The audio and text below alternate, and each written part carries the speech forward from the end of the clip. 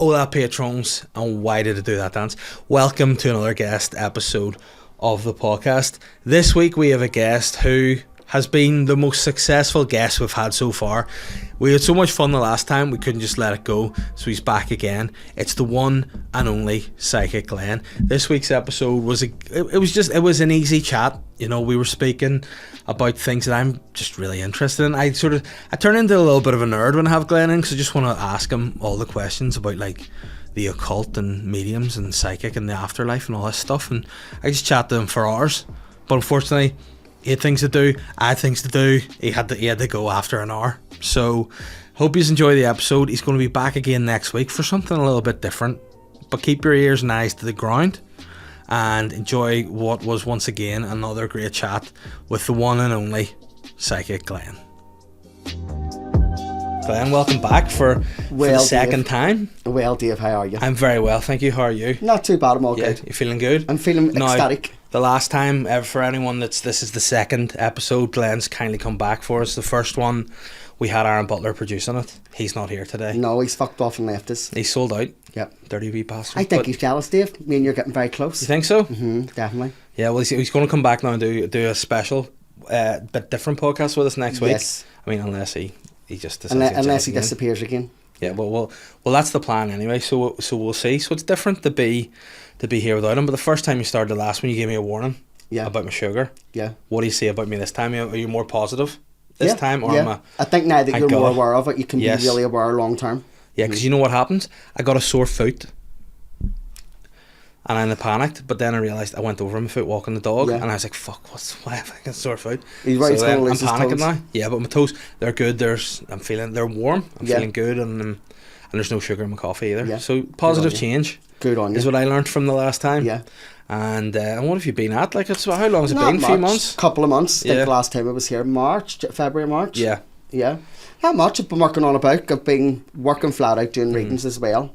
But not really much. Very nice. Are you allowed to speak at all about the book, or is it a wee bit under? I can talk about it a wee bit. Like, however, it won't be ready, I don't think, till June. Right, okay. So I started off me just writing down wee bits every morning, and to be honest, I read it last night, all of it, and it's like a novel. Yeah. So it's just wee stories about goddess energy. Right, okay. Mm-hmm. And is it fact, fiction, just a bit of both, or is it? Yeah, different things in my life have happened, different occurrences, and how like women have been a big part of spirituality. Yeah. So it's defining that and telling those stories. Right, okay. And it's due out June, you say? Yeah. And how long is it we're talking? Well, it's 10 chapters at the minute. Nice. And I reckon there's going to need to be maybe another 5 or 6. So we'll probably have to get you on then to do a promotional book. Yes, definitely. Book episode 2, and we'll read through the books. And because that was one of the things that we're going to talk to. But you know what? We can just slabber at him because he's not here. Yeah. So we're going to talk last week, but he said he needed to have his chakras realigned or like reset. Is how he was feeling. Yeah. And he looked a bit down. And I know I probably shouldn't speak with him not being here. But I wonder if he's been getting his root chakra stimulated. I don't know. See, men, Dave, whenever they're getting their root chakra stimulated, it seems to pacify them. Mm-hmm. I mean, is that similar to like? I don't know if we can make the comparison between a dog and a human, but my dog got neutered recently, and he's been a lot calmer. Yeah. You know, definitely, because that was what we wanted, obviously. I didn't want to do it. Well, it's like stallion horses. Like, having been over in Yorkshire at the equestrian centre and learning a bit about horses, they have to castrate stallions because they don't leave the mares alone. They're uncontrollable. Is that why they do it, the horses? Just because they're... Stallions, Because you know when people say, oh, if it's one of your own, you feel like, but my dog's a big handsome bugger. Like, it almost is a shame to not breed him, but the guy we got him off, who, by the way, I don't know if this is anything other than just weird, but the guy we got him off said to him, like, he'll never pee the bed. Yeah. And he's trained for, and like, we got him at 8 weeks, and we're like, nah, he won't. He goes, he'll never wet in the house, he'll always go outside. And he was right. No, he's right. No, he was trained. But then at the very end, he goes, and I've shaved his asshole for you too. And we went, like, is there a reason? Nice. Like, is there a reason for that? And he goes, see, Dave, he's knew you too well. Yeah, and he goes, it just looks better, you know. So, and to be fair, it's true, you know, it does. So I just felt bad, bringing him into the vet, and you knew it was happening to him. Yeah. I was like, and then I thought, I just feel it. Well, Dave, I don't know. I wouldn't mind getting castrated myself. Really? What do you think about it? You wouldn't be constantly distracted by, I don't know. Well, for me, it's meals, obviously, but that distraction, if I could remove it, I don't know. Maybe we'll get further on. And is that a problem? Is it? Do you not get distracted? For me, no, but I can see it with men. I mean, honestly, really, the heartbreak and the distraction is sometimes the root chakra. Yeah, see, that's the problem. Like they say, a lot of fellas. I would have gotten in trouble if it wasn't for my freaking my root chakra. We'll call it a root chakra because it sounds better. Yeah. But then it's like sometimes too you can get fucking really wound up and all it takes is to relieve the root chakra and then you're back. One of my friends had said to me recently, he's only a young fella, like he says to me, don't you feel all fresh or something every time you do it? I says, aye. Yeah, but that's it, isn't it? Say where the testosterone comes from. Now, I just want to put it out there, I'm not a scientist. I did single word science at school and I did badly at it, Glenn. Yeah, me too. But what I will say is, I know how that works. Sometimes it is. I remember getting through out of the classroom for burning chewing gum with a Bunsen burner. And did you get expelled ever? I did, 2 schools. What did you do? Are you allowed to say? Or are you bury that and I don't want to talk about that? Boys Model School, I actually photocopied a ouija board and I would give it out to all the first years. What were you a first year at the time? No? Second year. Right, okay. I ended up leaving that school and I went to Castle High, which was mixed. However, I only lasted there. Mixed boys and girls? Boys and girls, mixed gender. And then I went to Pathways Project. Mm-hmm. And where did you enjoy the most, would you say, out of those? I loved school when I think back, but at the time I hated it. At the time I really struggled, to be honest. Yeah. And so that's an interesting one I find when you speak to people about school. For me, I liked school, but it wasn't what you'd say was especially bright. Like I went to a good school, but I was sort of an average Joe. But I liked messing about. I liked having the crack. I liked the hanging out with my friends and stuff. But then I went to uni. I didn't like uni at all. I was like, fuck, uni is there. And I think like some people who maybe are a bit, I guess, they maybe struggle with school, like uni, because it's different and vice versa. And I just sort of think as well now that I'm older, and like I look back to school and go, we're only children. Like you're realistic. I see you're going into like flipping career meetings and all, and they're like, what do you want to do with your life? Like, how the fuck do I know? I don't know what I want to have for dinner. You know, I think that's a problem with the school system, is that how can you expect anyone to know what they're going to do? Yeah, I struggled a lot, I think, in school because I couldn't concentrate. Yeah, I really could, and I wanted to be the class clown then. Do you know, which I played very well. But I think if I was to go back to school now, it would be different. Yeah, but also to you now, as your vocation's not something you learn in school. Like it's very not. No, definitely. So see, for people like you and me who do stuff that's not like on a syllabus, you know, it's different. I sometimes be really embarrassed when people ask what I do, particularly on the likes of Tinder and things. I try not to even go there because I feel like you're automatically judged for it. Do you know what I mean? And that's a weird thing. I had a chat recently with a dad at the school when we were wee one, and he was talking about like work, and he was like, oh, I'm stressed out with these, I have to merge these 2 banks and they're different currencies and all, and he's like, oh, but what do you do? And I was like, well, I dress up as a Spaniard and pretend to sing Spanish and silly wee videos for the internet. And he's sort of like, okay. And it was weird to just go that we're both providing for families, but you know, I essentially just do silliness. My job's silliness. So I think now with doing podcasts now, you can sort of go, oh, you know, because it's kind of getting a bit more respect nowadays. Definitely. Podcasts are the new chat show kind of. Like, and I'll tell you something too, right? Today I was getting this done. Now I was doing a bit of acting last week, and I was in to get some costume fitted and makeup and whatever. And they go to me, they go, Dave, can we? And I heard them go, can we clip something to your beard? Yeah. And I was like, yeah, because I wanted to put a bigger beard on me. He's like, can I clip? And they'd say, can I clip your beard? Yeah. So they just come in and just cut there. Will you see? I'll show you where they cut my hair, right? And they just separated my beard from my hair. And I was like, fuck, I look rare here. But I'll show you. So I think it looks better, actually. But that's what they did there. So they just, so it was a bad look. Because I'll show you, they put a ball cap on me. Oh, that's good. Yeah, so they put I'm playing an alien in a television show that I can't really say too much about in case I get sacked, but that looks so that's good. My look. I'll tell you what, I don't look bad bald. No, you don't. It's coming. It's coming, so I might just go for that. See, they say bald men, it's more testosterone. Yeah, I mean, I definitely could see that at a younger age for sure. Yeah. Now I think, you know, the root chakra definitely withers a bit as you get older. Definitely. But it's neither use nor ornament as you get older. But then here's another thing too, right? And this is something that I will go back to school in a minute, but what I took from our first chat was about the female energy and the importance of I found a photograph when I first met my wife, like when we were just dating, early stages. We were in Edinburgh together, and we're standing at the top of like looking down over Edinburgh, and I had a full head of black hair, a thick black beard. I looked at myself and went, there's a dish right there. And then now you fast forward like 6 years, I'm going bald, I'm grey, and then I'm thinking, is that because now I've a wife, 2 daughters? Are they a chemical castration? But do they take the energy? Like, you know why some people say, is there a way they... I have a funny theory, it's energy? actually maybe in my book as well, where you'll see really smart women and you'll see bald men around them, and I imagine it as they're the earth and the men are the planets, the bald head of the planets going round and round. I mean, that is true, because I'm fucking forever just running around my house picking up after them, but I do think that, you know, after you said that, you think more. You've definitely opened up my thought process, and I was thinking, you know, are these women just...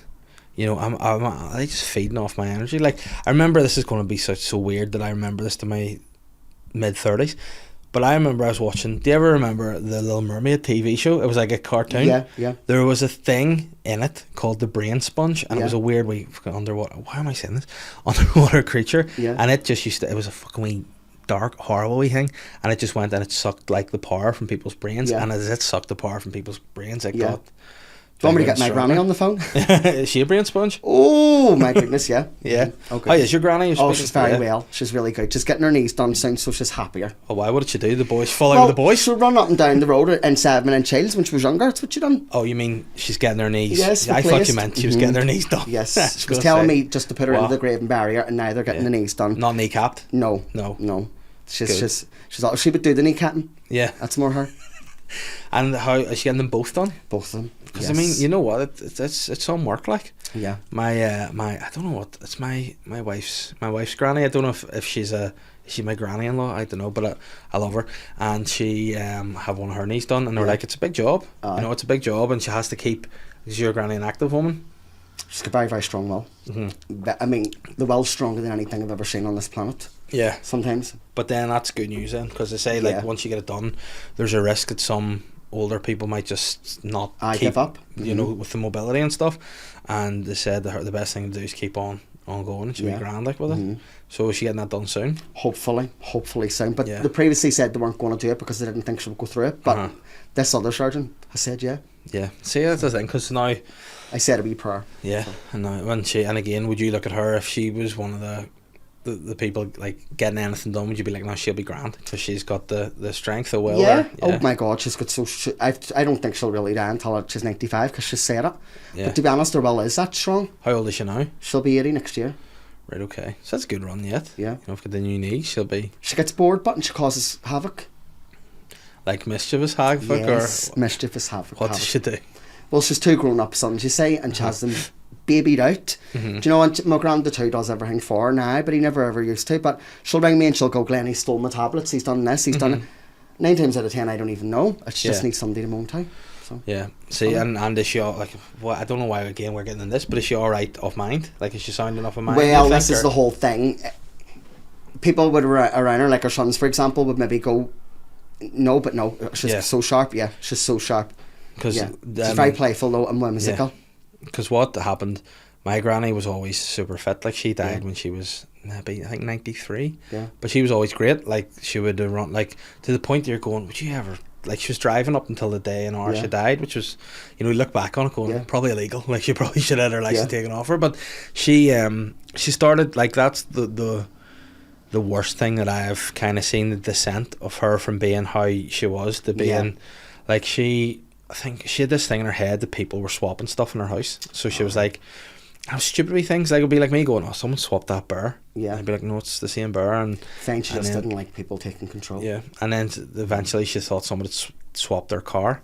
And then she was going to take her car she just bought back to and then my dad blocked her into the drive. So you can't do that. There's something not right. And brought her in, did a psych assessment, and they're like, oh no, her head's away. And then once the head went, the body went quickly after, and it was a really sad sort of quick turn. She must have been really strong-willed, but was she? Oh, she was like... I find people get Alzheimer's and things. Well, spirits told me this, goddess energies told me.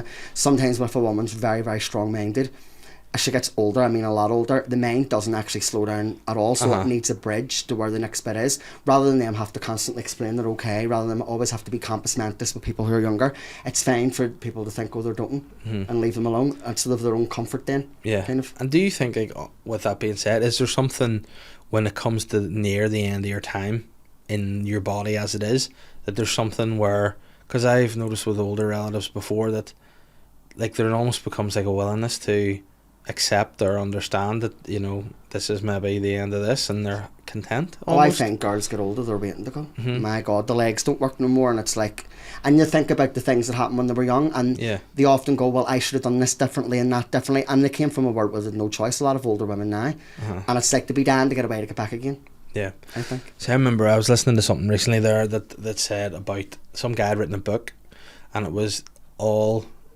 with pensioners who were towards the end of their life, and I was just asking, like, what do you have regrets and blah blah. I said none of them were like, I wish I had more money. It was never, I wish I had more money, or I wish I had better cars, or it was always, I wish I had just spent more time with those who are important to me. It was always the same sort of thing. Yeah. And I said, and the book was sort of saying that, like, whenever you realise, like, nobody realises their time is nearly up unless, you know, don't touch wood, they're terminally ill, God love them, or they're the end of their life age wise.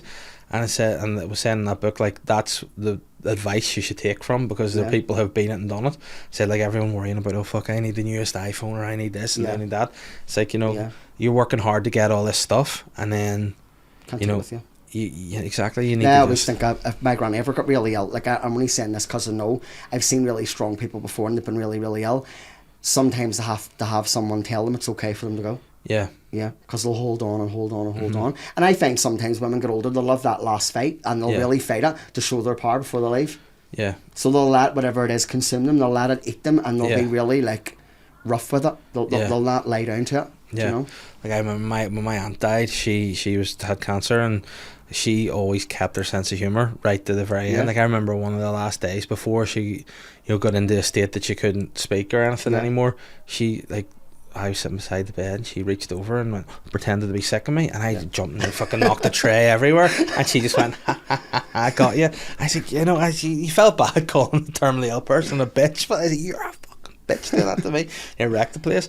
But, you know, I think that was it, like, the sort of the humour and the will. But see, then, do you believe then there's any kind of physical separation between spirit and body? Like the ripping of Velcro. Yeah. Yeah. Like, do you know where sort of, like, in films they always put, like, it's like a something into the air. Do you think there is something there, or how long do you think the spirit I think stays? that I know that my great granny, for example, I know she talked about, like, her mummy and all being there in the room, and I do believe they come sometimes. In many ways it would be like getting up and starting talking. Like, are your mummy and daddy coming in and waking you up from school? That's exactly what it would be like, and you would get up and start talking, and that would be it.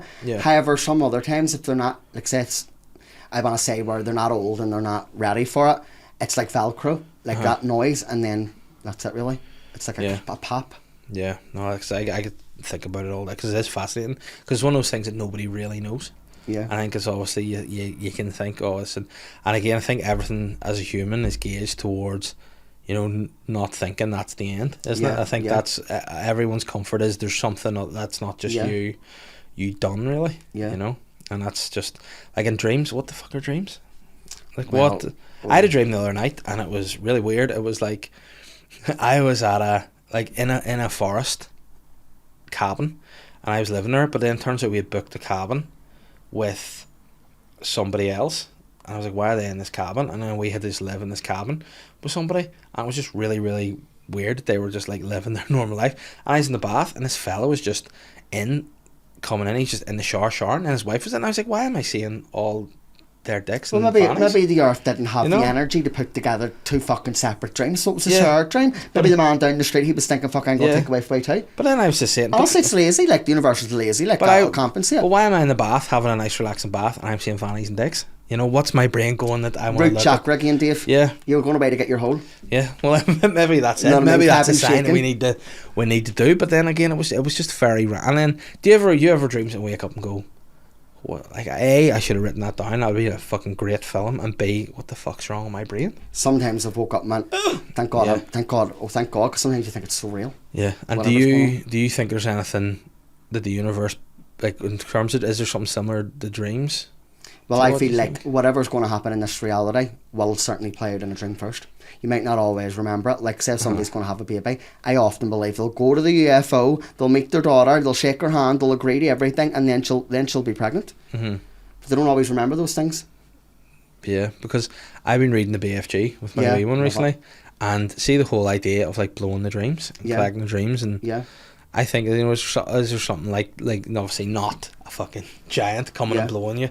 I mean, that came out wrong in your window. But is there some like, do you think like there's a universal effect similar to that goes into your head, or do you think it's just a wiring of your brain? The right word I would say is omniverse, where it's not we don't really understand dimensions yet, and we won't for another couple of 100 years, I don't think. But the way we're looking at dimensions is wrong, and it's more multi-dimensional, if that makes sense. Shared realities all playing out at once. A wee bit like the Marvel universe, the way they're mixing everything. Yeah. Because even that confuses me. I go, why the fuck? How's there 3 Spider-Men? It's kind of like string theory. Do you know where like everything is connected? It's timelines. Yeah. Everything's timelines. See, I look at like, you know, butterfly effects and things like that, and you know, when someone's like, if you could go back and do something differently, before I'd be like, oh, I'll do this or do that. Then I think about it now. If I did that, then that would affect everything. You wouldn't be where you are now. Like everything, you know, and that's how mental. One wee thing changes and it changes. This is why you can't go back and change the past. And I feel like this is humans. If we could time travel, humans still wouldn't be able to accept this because their mind's not powerful enough to understand it. You cannot go back and change time. Yeah. However, you can go back. Well, see if I don't like something that's happened, I can go back and I can edit it. Yeah. Like in a meditation, I can go back and I can re-edit my memories, and I can do it that way. But you can't really necessarily change what's happening. Yeah, and how, like, because I sometimes think to myself, like, for me, sometimes, I mean, the thing that gets me in trouble, sometimes big mouth. Same. You know, I'd say things, and I don't, like, especially if you're doing, like, a podcast. Yeah. You'd say things, sometimes, again, I explain to people, I think having guests on is more of what I'm like. You know, if I'm doing the podcast by myself, it's called the SLY podcast. People like to see me grumpy about stuff, giving off about stuff, bitching about stuff. Like a grumpy old man, it's funnier, you know. Whereas sometimes you're saying stuff, you're doing a wee bit almost for to make people laugh. And you say stuff, and then people take it quite literally. Oh my god, you said that, and they're like, you know, gasp in the audience. And it's sort of, sometimes you go fuck, and then the next time you record, you're in your own head, and you're like, fuck, maybe I can't. And it's like, but you still have to, you know, do things for the audience. So how then, like, do you, you know, if like there's a few things now. I remember once, well, I think the only regret I think I have in my life, genuinely, was something I've said, sort of hammed up in jest, about somebody who we were living with, friends at the time, and they were in the room. We didn't know they were there, and me and the other housemate were bitching about them. But it wasn't like we were saying things, you know, way like if you're trying to make someone laugh, you amplify what you're saying about people, so you don't really mean it. But like if you're saying something about, you'd be like, that big fucking bearded gap tooth fuck, you know, and to make the other person laugh. But then if you heard it out of context, you'd be like, that's fucking awful what they're saying. That's the only thing that I go, fuck, I wish that I hadn't done that, because it was, you know, it just then obviously stopped the friendship and whatever. But it was, well, like, it wasn't a real friendship. But then it was, you know, you just feel bad about it. And I think, you know, as you get older, like, I look back at myself and go, I was a bit of a prick, like, and I think, me too. You know, you look back and you go, you do things to try to fit in, to be funny or to be silly, and, like, you know, to be wild, if you will. Oh, he's wild. Like, when you were going out partying, all people were like, fuck, he's wild. You always have a wild night with him. Whereas now you look back and you go, what a prick. Like, just, you know, I think, and as a person, you change, don't you? Oh, you do. As you get older. As you get older, definitely. And I think that's the problem too. Like, nowadays people look back, like, when you look at I get to meet people my age and they tell me that their best days were 20 years ago. And I go to myself, fuck, my best day was yesterday. It's now, it's today. Do you know what I'm saying? Like, I obviously, don't tell me if you don't want to, but what age are you? I'm 35 in October. Well, that's the same as me, so we're the same. We'd be the same kind of, I guess we'd be in the same year at school. And my thing is now, and it's, in some ways it sounds, like, I don't think it sounds creepy, because some people are like, oh really? I'm like, but the older I get, the younger I say I feel, but it don't mean, I mean, like, the probably the older I get, the more I appreciate that I'm not old. That's probably it, you know, because I think if you go back to your 18 and you're like, oh, he's 35, we're alright, grandpa. You would you think know, the person was older. Yeah, whereas now you're like I still look at, like, me and my friends and still go, we're still relatively young, you know, yet you see, I did a gig in the Limelight a few months ago, and after the gig they had their nightclub on.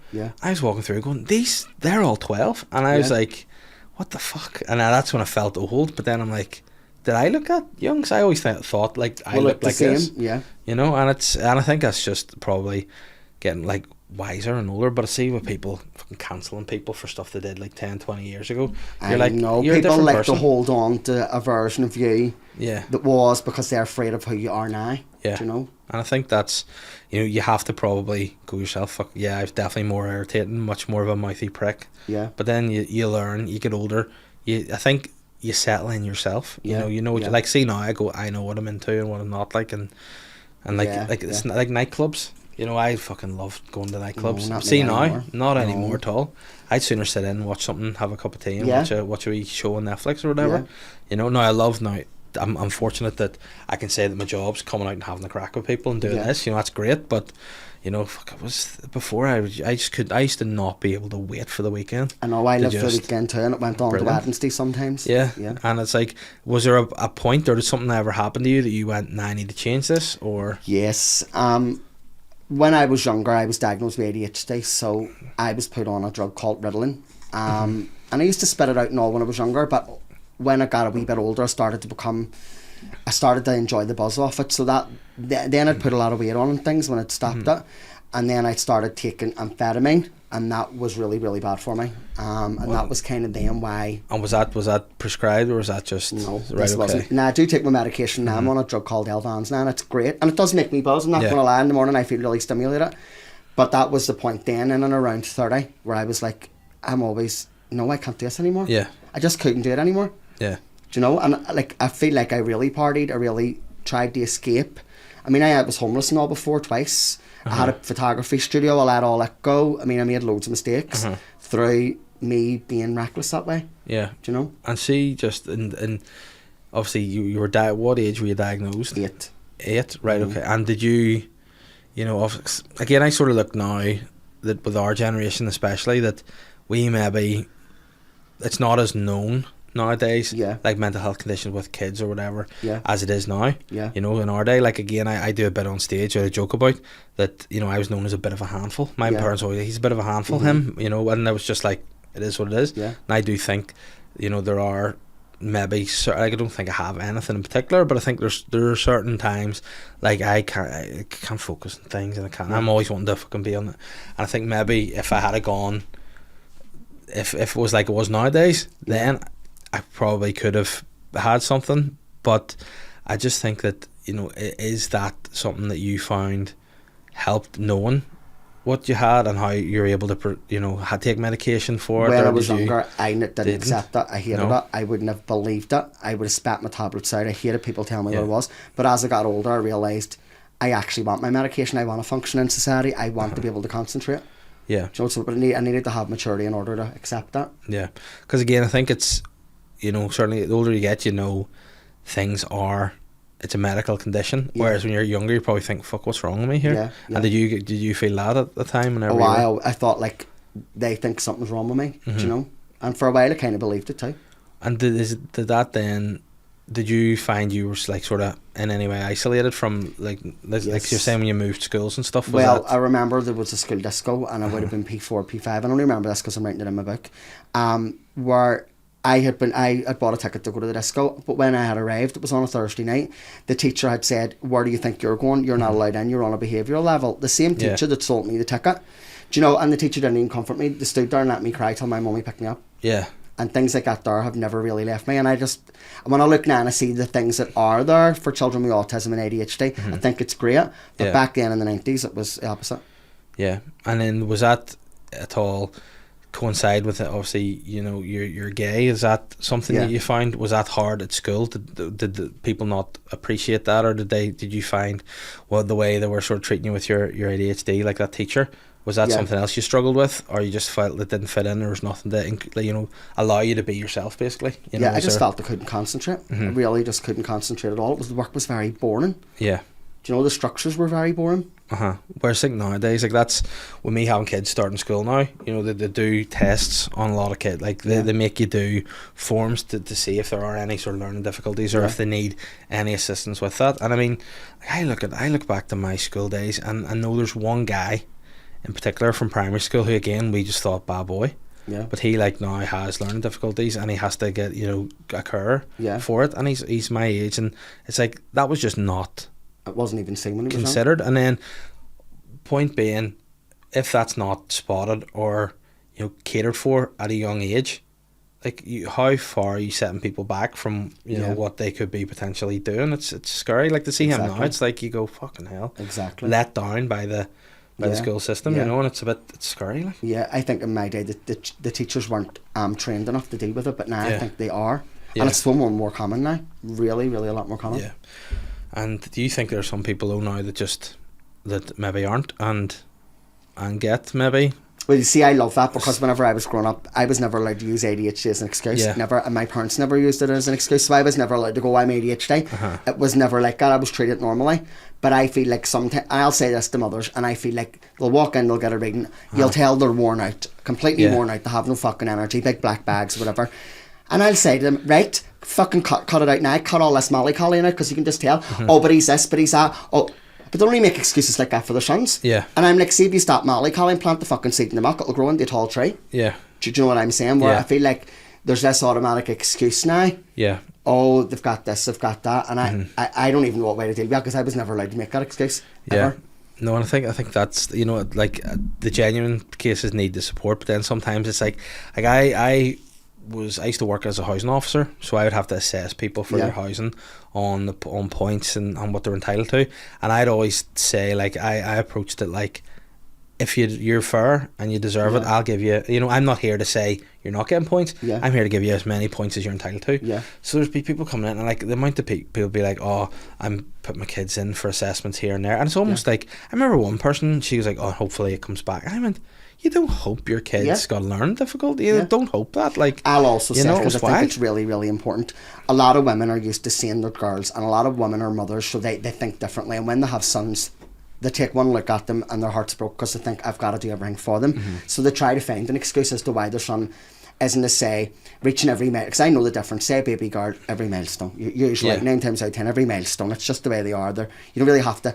For example, I spat the dummy out, and my mummy, it was probably the first, but I spat the dummy out, spat it out and stamped on it as a toddler, as where you just stick a dummy in a baby's mouth, a boy usually, and it's fine. But I feel like a mother sometimes worries, so then she tries to find the reason as to why, and I feel like that can be the very thing that sometimes can slow the child down.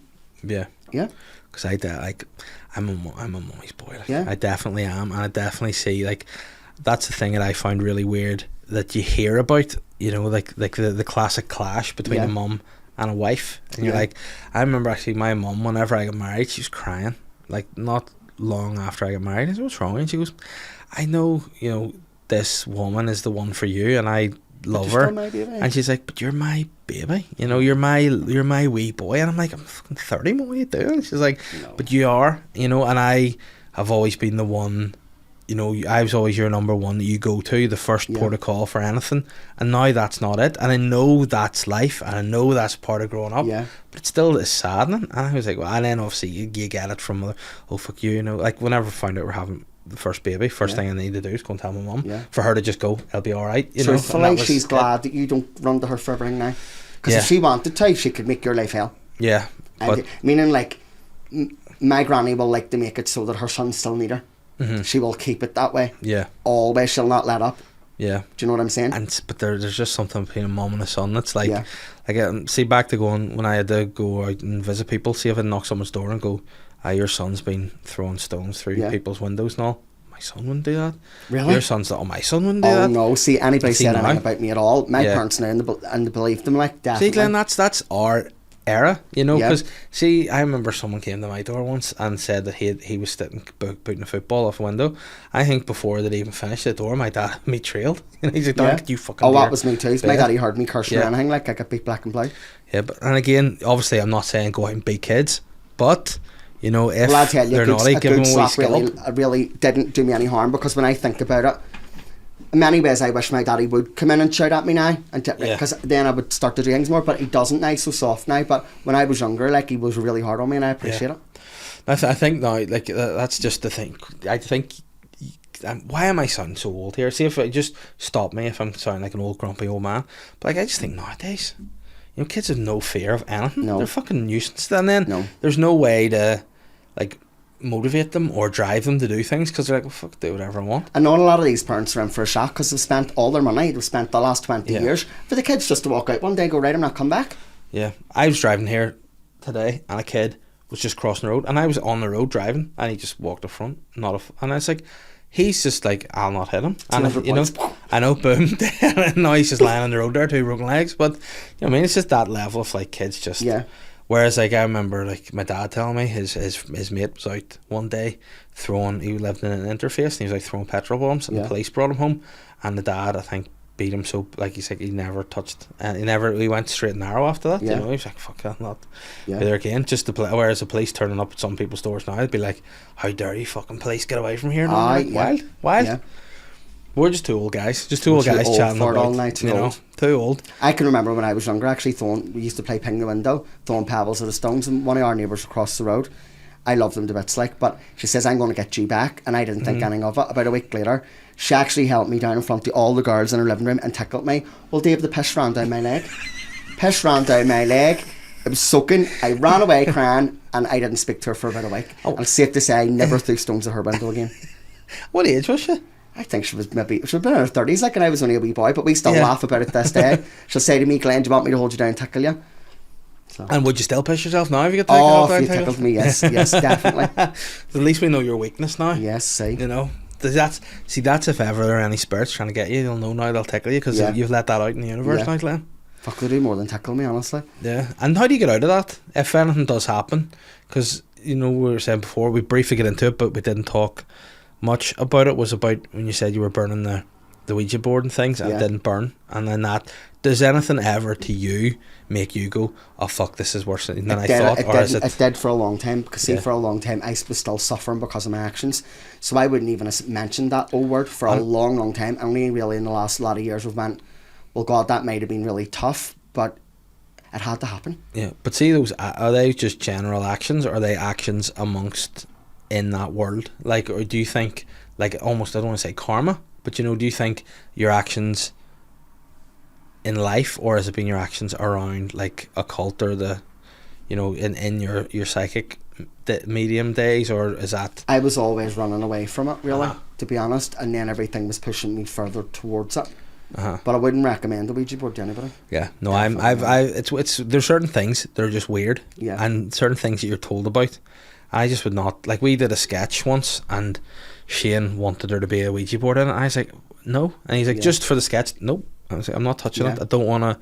And he's like, but why? And I was like, because I don't want there to be, like, he's like, well, it's all this, and it mightn't be real or this and that. I say, but what if it is? Like, but what if something happens, or what if I don't know it? And I was like, nah, I don't want to do it. I just give me the willies, and even the thought of it has given me the willies. And I think my mum was so, like, scared of that stuff, and like, she would have been from quite a Christian Catholic background. Like, imagine it as a processor. Imagine as a computer, only a still one. It has every symbol on it that you need to carve your life. You don't know what it's spelling out at any time. You don't know what it's creating and what it's weaving. It's actually like a portal. Yeah. You know, I had that, right? Now, it was only meant to be a Halloween joke, to be fair, but I fell in love with it. I loved it, and I had it as an ornament in my house. See, within 3 months, I was back living at home. I didn't have my shop. I was so depressed, like, it just drained everything out of my life, and I couldn't even see it.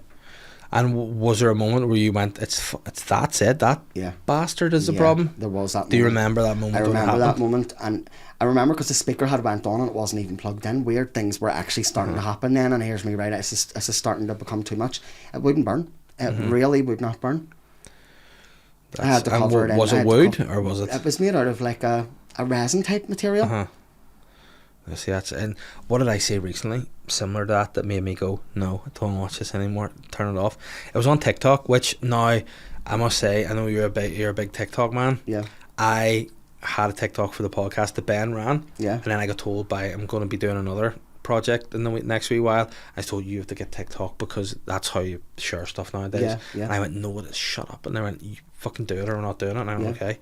So I have a TikTok now, but again, still more Ben runs it. But I got into this fucking wormhole of things. Again, it was Catherine who was looking at it. She got it, and she's just like, she's sucked in by it, like fucking everything. Yeah. She had this video, right? And these people had moved into this house. Yeah. And had found like something, like a box, but it was all encased in wax. Yeah. And it was like had all these symbols on it. And if you saw something like that, would you just go absolutely not? Or Oh, I you- would want that. Oh Yeah. yes, no, I would be all over it like a cheap. And what suit. are those things? Like what is that? Because I've seen a couple of things now of like when people move house, there's keys, and like that's what was the lock was waxed shut. Yeah. And the whole thing was waxed, and then they found a key in wax. And Well, I used to see play that. with this book. It was in my nanny's bookshelf when I was growing up, and it was a really thick old book. And I loved the never-ending story as a child, so I used to pretend that was the never-ending story book. Only in my 20s, when I looked at it again, I realised it was actually a complete book of fortune. I won't say that O word, OCCULT Yeah. word, but it's basically about that. Had I been able to read when I was a child, I would have known what that was. But finding that again in my 20s, it really defined what my career was going to be in terms of what I do. But it came from the next door neighbour, the wee old woman. Do you know? So it's just like the wee things that people leave behind. Yeah. Sometimes you're meant to find them. And do you think like, you know the way you always see in films, there's like people are like like there's wee old people that are the last bastions to like a previous, Yeah. you know, things are passed down, Yeah. and certain knowledge and kind of Yeah. of old, like again back to like the witchcraft times and things Yeah. like that. Do you still think stuff like that is passed on? And Big time. I actually have been thinking about this quite a lot. I feel like my family, particularly my family, are all pigeon men, bird charmers. They're big into that sport. They have been. My grandfathers were all, they're all into that. Me, not so much. I'm more intellectual, and I feel like knowledge flowed through the women, through the mother, the grandmother. Yes. It was very much hidden from men until lately, I think. yeah, and So there is definitely a sacred order of things. yeah. Definitely. See, that's like I recently found out that where my parents live, like my dad, how he knew this, because you know when certain people are into certain things, and you like my dad is like a classic old school working class man, and he goes to me, "There's an ancient graveyard down there. There used to be an old house that worked up here, and all the hands that worked at the house, like the servants or whatever, if they died of like polio or whatever it was, they were just buried down Through into the wall. down there." And I'm going, They would have been That's too into. But see, the whole thing crazy. is, everything we're starting on right now, we're literally living on the dead of what was. So this is why it's crazy to think a particular place or whatever. But really, I would call it an energetic imprint. So say you go to a place like where there's been a lot of life. Yeah. Like say this street's very busy now, but in Yeah. 100 years will this street even be here? It will be in time, because if you no matter where you are, you can go back in time to where it is. And I think too, I read this somewhere too, like say light years when you go out in space. Say if you look at the moon, I don't know what way to explain it. If you look at it where it's like 100 light years away, you'll actually see it as it was 100 years ago. So if somebody's looking at us from 100 light years away, they're looking at us from 100 years ago. Those realities always exist, and I feel like the energetic imprints always are. okay. And do you think then, if you were to go somewhere where there's say like take for example on Rathlin Island, Yeah, there was a massacre there that happened centuries ago. yeah. Do you still think there's a Oh, they'll Like all a- be lining up. They'll still all be Yeah. lining up to get killed. Oh, yeah? yeah. And do you think then that is would have obviously would there be a negative energy then there if there's like, because I think what they did and it was wouldn't- women, a lot I of would women like and children, wouldn't like they to think pushed. that anything is really negative, Yeah. because I feel like Earth sterilizes everything. Yeah. I suppose it's what way you look at it. But there's definitely places where the energy's untoward, and I feel like it's not so much old witchcraft, but it's more aristocracy, people that would have had money. Yeah. In and around those sort of places, like see in any building, like what really always gives me the creeps is being in any big building. Yeah. That's really like offices where there's no one else there. That just gives me that, because I can still feel the energy working there, working away, even though there's nothing there. Yeah. So that really, I feel like there's an energetic imprint on buildings and places where there would have been a lot of life. Like, would there then be like, say, so if you go somewhere where like, again, like, say you were to go to somewhere like Auschwitz, Yeah. would you feel like would you just pay and walk on there? Cause Well, my daddy went actually, and he's not really very spiritual. He'd be very afraid. He had a dream after the night he went, and he woke up and Mummy said he was crying, where all the spirits came and thanked him for going. Yeah. But I know if I went there, I would relive it. I would feel Yeah. it. They would tell me, and a lot of them are there still reliving it, because they're very much attached to life. You imagine when you leave this place, whatever you've went through in life, it's what you've went through. You'll Yeah. hold on to that. You'll bring that with you. Yeah. So while we may look at it and go, that was terrible, well, that was some people's surely- destiny and fate. Yeah. But surely those people wouldn't want to go back to Auschwitz. Sure, that was shit. They'd be like, go back to their house. Be like, of all the places, don't But want to go to a a lot bloody of the people, concentration this is where camp. they were suffering, but it was also Yeah. the moment of their liberation. In Yeah. the spirit, you know. So it is really the way you're looking at it, like, and we automatically see death as something that's harsh, Yeah. when really it's actually the moment of freedom. See, that is deep. That would be a good point to end, Yeah. but we're not in yet. You know Yes. why? Because we Question have time. questions from people. And hold on a wee second. But before we do, I'm on another podcast in 10 minutes, so I'm just going to say I'm slightly behind schedule here. Yep. 1 second. This is good podcast content, Ben. You can edit this out. There we go. So the patrons have asked a lot of good questions actually here. And by the way, I don't want to, blow up your ego here, Glenn, but you've been the most listened and watched Patreon podcast that we've done to date, and we've had some big hitters on the podcast too, so people have been delighted to see you. Thank you, folks. Hopefully you'll see a lot more of me. Yeah, well, definitely next week as well. We're coming in for, we're doing something a little bit different next week. We're going to Reagan Slag Butler to give him some counselling. So Michael Jardine has asked the question to say, what is the strangest reading or psychic experience you've ever had? Also, do ghosts or spirits communicate to you in their original accents, or do they have a ghost voice? And just see, on that note, before you go into that, give me an answer. Why do ghosts always be portrayed as little Victorian people? Like, why do they never have, like, say, why do you not appear like that, or may appear like this, and go, and why, or is that just how the media portray ghosts? I think that's just how really the media portray it. Really, I feel like ghosts really don't want to be seen, and if they do, they want to be seen as if they're still alive. You wouldn't know. I mean, I've sometimes had things happen to me, and I've actually had to question whether or not the human was really real, or whether or not it was just a part of my imagination. Because honestly, some of the things, you couldn't write it.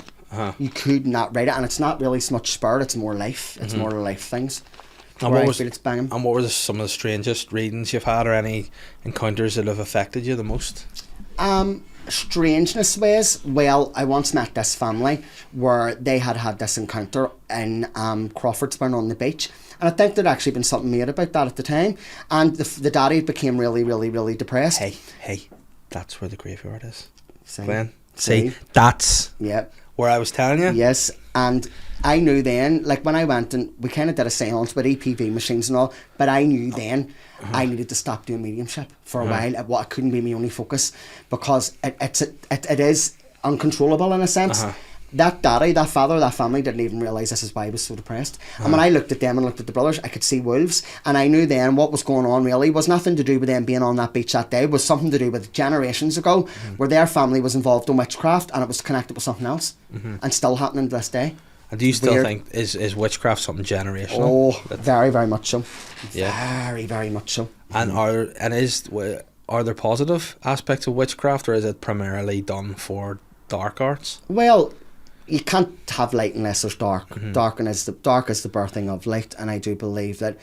No, not necessarily. It's dark. No, I wouldn't necessarily. What's dark is ignorance. I feel as ignorance is really what's pitch black. Well, there you go. There's a quote for your book as well. That's a good quote. What's dark is ignorance. Yeah. Get that in the I mean, how often do you get this one? That's very original. Chris, he's like, if he's any good, he'll know my question. That's like the classic. Oh, tell us a joke, mate. Let me hold on a wee second. Actually, the answer's no to what your question really is, but I feel like you need to believe in yourself a wee bit more. And when another person's free will is involved, you can't really create. You can only create the outcome for you, not for them. Meaning, like, they have to have their will has to be involved in order for it to be a mutual outcome. And believe in yourself more and recognise the person loves you. There you go, Chris. So that's your answer. J Red has said, Glenn, do you ever meet anyone and spot tells that they might have foresight that they're currently unaware of? Absolutely. I mean, I meet people all the time. Generally, I'll laugh and I'll go, my God, you're a kitchen witch. Or I can see it. I can see power before they can even see it. And usually it's in their mind. It's what way they are. Or when I meet somebody and they've got really, really witchy energy and they don't always know it. And like, again, this is like something you could see in a film, but do you ever see somebody who is totally unaware of some power that they might have? And if that is the case, do you ever try and activate it? Yeah. Or would you say to them, you need to... Big time. One of the things I'll say to a woman, for example, is, right, disregard your kids for 1 second. For a start, God did not make you create them. You only carried them here. You can let go of that responsibility. Because, see, this whole idea of being a mommy too, like the struggle with it, and I feel like that's superpower. How the hell will you birth through a portal? Do you know what I mean? Like, and women don't really know, they don't really think about it. But really, if you go into that, it's like, oh my God, I am magic. I did birth this whole world. Yeah. Like, I often think... I try not to really push people with spirit, though, and I'll tell you why. Because I do feel like you can never bring them back, all right? Yeah. And I do feel like I don't like prolonged grief. This is why I didn't want to be a medium, because I felt like sometimes I do enjoy it, but it has to be face to face and has to be the right sort of message for me. Yeah. Why? Because I feel like it can prolong pain, it can prolong suffering, and in many ways it can close you off from getting that message yourself. Yeah, and you strike me as very much like, I feel you are in it for the right reasons, Yeah. and not for like money or for and I think there are some people who would see someone's grief and be able to, you keep coming back to me and I'll tell you what they're saying. Yeah. And Well, I know blah, blah, blah. me and my granny have actually had this conversation that when she goes, or when my nanny goes, they'll make me into the best medium there is. But until then, I haven't had that real pain. I'm very, very blessed. But again, I see the pain that other people are in, and sometimes people really, really do need it, but not always in the way you think. I find I like to be a medium whenever I have to say to somebody, I know you're glad that bastard's dead, don't worry, it's all good. And honestly, that the blood could go back into them. And sometimes that part of grief, the missing part's different again. You know what I always say, it's part of you. To see that moment when you realise someone's gone, that is the second they become a part of you. You have a heart attack. Oh, cheapers. And the last one is, again, it's a big one. Would you and Glenn consider doing your own live haunted house walkthrough like ghost hunters? I worked in one of Belfast's oldest buildings, Clifton House, built in 1771. I worked in the basement kitchen, only to find out it had originally been a morgue. One morning I see 3 women walking along the basement corridor wearing period drama clothes. The place was used for filming, so I thought actors. I followed, calling out. They were heading for the dead end and a locked door. I rounded the corner and they were gone. I'd heard their voices right up until I turned the corner. I don't believe in ghosts, but could I still have powers? 100%. And I feel like being there in that energy, you got a glimpse of what was, truthfully. And maybe because things were going on that day too, it was all really heightened. I mean, like, it'll come out to play, kind of. But one thing, it doesn't always like it when you recognise that it's dead. It doesn't like it when you say that. I find it's really, really a lot easier if you pretend they're still alive. They'll communicate. If you have somebody at home right now and you feel like you're not getting a message from them, but you know that they're there, you know they're somewhere, try and pretend they're still alive rather than them being ripped away. Because I feel like if someone loves you, they're not going to come near you if you're in grief. They're going to come near you when you're pretending they're around. And is there ever any time where somebody from the spirit world may have foresight or a message that they want to convey to you? And is there a way that that's possible to do that? Or is that just something that's just Hollywood? It does happen. Oh my God, it really, really does happen. But it really depends on what your needs are. I mean, I've had people come through to me and say to me, that girl standing up there, touch her on the shoulder and tell her to go and get that test done and everything's going to be alright. If she doesn't start to let up and start coping, she's going to end up making herself feel. And I find when I've done that, boom, it's like boom. Like it really heals them. Like did I tell you? Spirit will nudge me in certain ways, but it can also be very selfish. Yeah. Now, I find sometimes there's nothing worse really than a woman. Really, I feel like a female spirit, say that maybe is taken early, and still has children. All the anger and that they don't let up. Then they don't ever really grow. They stay where they are. It's so horrible, and I feel like that really hurts me quite a lot. I don't really know how to deal with that. But men, I feel like men are always in the earth. We're born on earth and we stay on earth. Yeah. So the death part's really quite similar to the life part. Really. So just, you know what, that was again a fun chat. We've been chatting for nearly an hour here, and it's just been a good time. My granny did say once to me, though, I feel like this is connected. My granny, I was going on about God and all man created God, blah blah blah. And I says, what about women? She says, oh, women were created by something else. And then she started going on about the doctor. She literally changed the subject. Yeah, and that's just stuck with you. Yeah. So I got that question really inspired, because I laugh and I joke and I go, girls, when you get back to your own planet after this life, you know it'll be grand. I can hear you teeing and giggling, and women laugh. So they know they're from somewhere else, not Earth. And then just to answer that first part of the question, would you ever see us doing something together if the right project came along? Absolutely, Dave, absolutely. I actually have a wee feeling about some things. Listen, so then just watch this space. Yeah, watch this space. So listen, it's been a pleasure again. I would say, you know, I would keep you here for even longer, but when we're seeing each other again next week, we're just hanging out all the time. So in parting, is there anything you want to say, or any words of advice or wisdom you'd like to give? Folks, keep it real. Remember, I'm not the only gifted person there is. In fact, you've all got a wee bit of it in you, and that's what I really love, is making people's wit sharper. It doesn't have to be frightening. In fact, it can be very, very empowering to know thyself. There we are. Glenn, thank you very much. You're welcome, Dave. Pleasure. I'll see you again very soon. Yes, see you soon.